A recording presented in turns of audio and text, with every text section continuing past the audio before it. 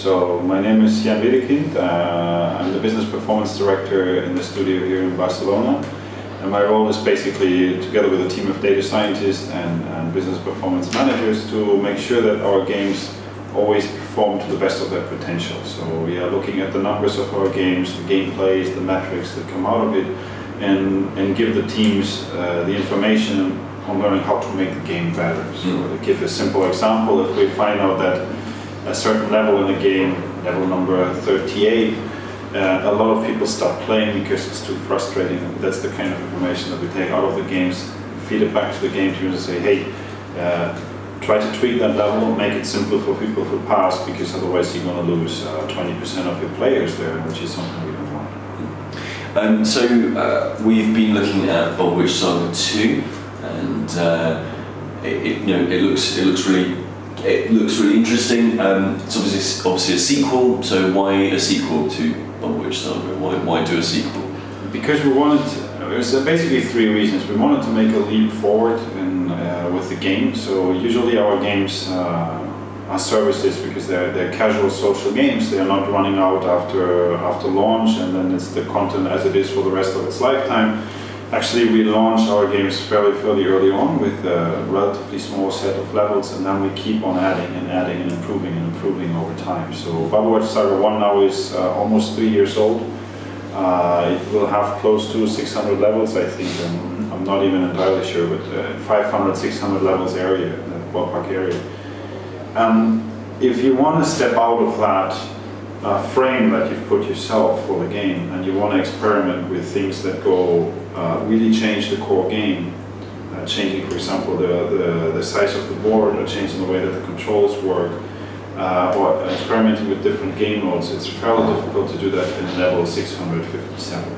So that was one of the reasons. The other reason is that we know from 10 years of experience doing casual games that people love playing bubble shooters. But actually nobody hasn't done any great bubble shooter in a pretty long time. Why do you think that is? I don't know. I think those are often also fashions and trends that people go with. So we see a lot of action in the match 3 genre, a lot of action in linkers, sliders, and clicker type of games.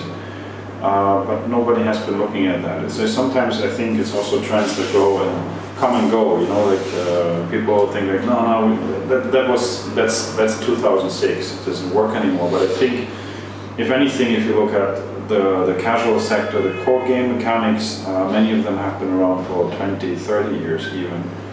And the twist is how you make that into a new fun game and add new elements to it that both make it recognizable but also challenging and new for people to play, something to discover, not just, you cannot just republish the same game, obviously. You're talking about a twist in the formula and some of these gameplay ideas existing for a long time. And in the talk that you were giving earlier, you kept mentioning creativity at king. Yeah. Why is creativity so important on the global stage when you are making games? Because it's the feature of everything that you do. If you just start to algorithmically iterate on what you have, it's basically a formula to slow and gradual decay. You never know what the next big thing is. It might be in the head of somebody here. It might also be in the head of somebody just starting up in a garage next door. You never know that, but you need to keep pushing, and you need to start coming up with new things. In King, for example, we have game jams every year, so the entire studios across King at the same time across the year leave the office with all the equipment, and we go outside, have a different space, and they work in very small teams, 2, maximum 3 people, and they have 24 hours to create a new game. Up to you. Whatever crazy idea they have in their head. No, there's no pitches, no green light process. You just go and make it. And it's also a lot of fun on top of that, obviously. And we do that in a competition, and then the best games out of there we take and we turn them into games for our own web platform. So then you make a slightly larger team, but usually also a very small team, 3, 4 people involved, not more, and on a very short time scale, a few months, we turn that into a game that we can launch on the web. And from there we learn fairly quickly. We launched more than 180 games like this over 10 years. We learn very quickly what is it that sticks. Ideas. I think Steve Jobs said once that ideas are a dime a dozen, and that's very true. The hard part is not coming up with ideas. The hard part is finding out which of the 100 things that you have on the table is the one that you should be doing. And the way we do it is we let the players decide. The players decide on our website by playing the games and playing some games more often than others, and they tell us this is something that I like. And once we know that, when we have a full team available, we start developing that into a fully fledged Saga type of game. You're clearly very passionate about creativity and positive about King as a company. There is a narrative that's being told in the press, perhaps even amongst hardcore gamers, that King isn't.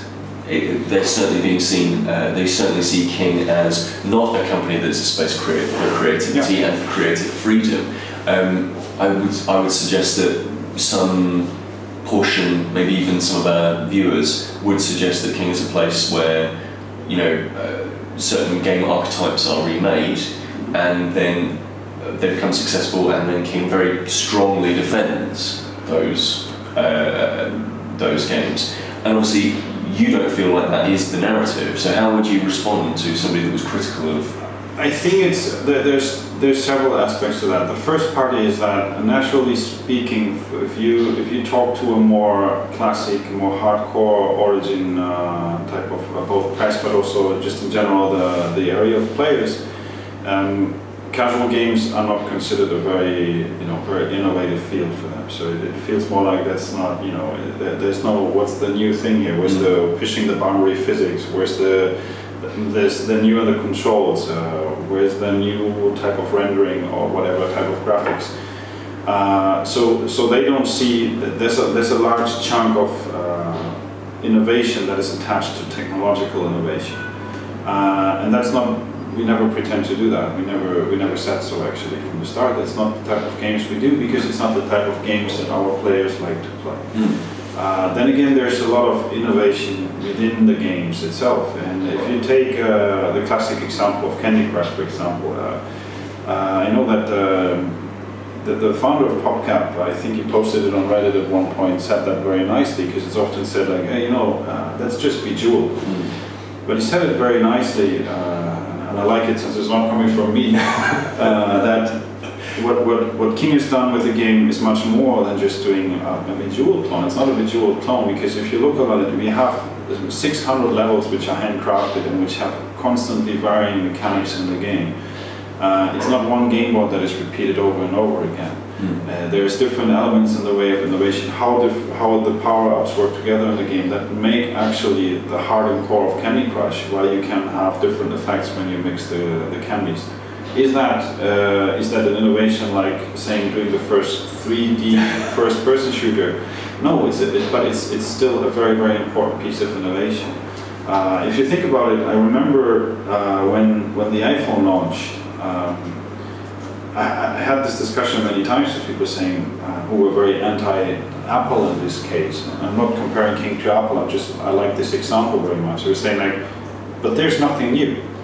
The phone was there before. Touchscreens were there before. My phone has an online browser. I can check my email. There's absolutely nothing new about that, and that's true. But the sum of things is different than. It's not the whole of it is more than just the sum of the things. So I think that's very important. So is there creativity in terms of, is there more creativity in terms of statistical analysis and player feedback, that sort of thing? Is that where a lot of the creativity is? No, the creativity is in the teams first and foremost. The teams are the ones doing the games. It's like if you take this example of what I mentioned before, which is part of my job of analyzing the games once they are live and being played by players. That's something that's based on the game that they've created, and there's nobody, there's no, no executive decision on telling them how to do a game. Take the example of Bubble Witch Saga 2 now. Yes, there is a frame given in the sense that after debating how to do it best, we say we want to try this as a sequel and do a new bubble shooter. And we want to, compared to the old game, we want to have deeper gameplay, we want to have more game modes.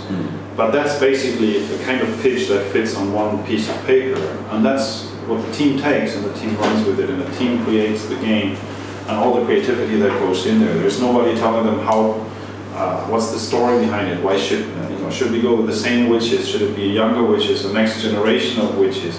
What should the colors be? What should the game modes be that you actually try and prototype and find out whether or not they're fun? All this is coming from the team. They are the owners of this, and that's where I think more than anything, if people consider King not to be a creative place to work, I think they'd be, I'd very much invite them to come and join the teams, because it's a creative challenge day in, day out. Okay. So finally, I suppose, to kind of come a little bit closer to your position, like directly, along with all sorts of different quotes that you've given out, one of the ones that you were giving earlier was about Ford, and saying, you know, like, if people, if I, you know, listened to what people wanted, like they'd have a faster horse. So I suppose where my sort of issue is here, how do you, as somebody who is, you know, analysing how a game performs, how are you using that data and that information to be Ford, to say, no, actually you don't want this thing, even though you think you do, you actually want this other thing? How do you personally use that data to create, to actually tell your audience what it wants, essentially? At the level of creation of the games, we don't use this data at all. So when it comes to creating a new game and having the idea for a new game, no data except the data that you carry in your head, which is what you call experience, will tell you whether or not that will be successful. I'm frequently use that example also. So I could take a game and decompose Candy Crush into all its statistical elements, and I can build a second game which will have all these ingredients. It will all have these features that drive this virality or this monetization and this kind of a mechanical thing that is there. And what you end up is a game that most likely is not going to be fun. Now, the way it works is the envelope is only there to multiply something which is in the center, and the heart and core is always the gameplay, and it's always the game.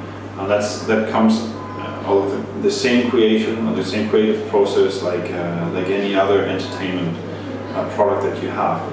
I would say one of the key advantages of King is that we do have at our disposal our own platform. So we are at liberty to create this simple heart and core of the game idea at its very simplest, and turn it into a simple, fun game that you can play in a tournament-based gameplay. And we put it in front of players, and then it's the players who just simply tell us. Because if you played that game 10 times today, and you play it 10 times tomorrow, and then the other day, it's probably a good indicator that people like playing this game.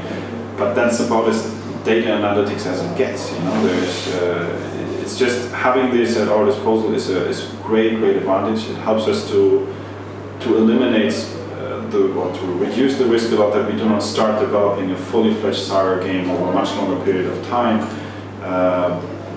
When we start this process, we already know the heart and core of this game is something that players will love.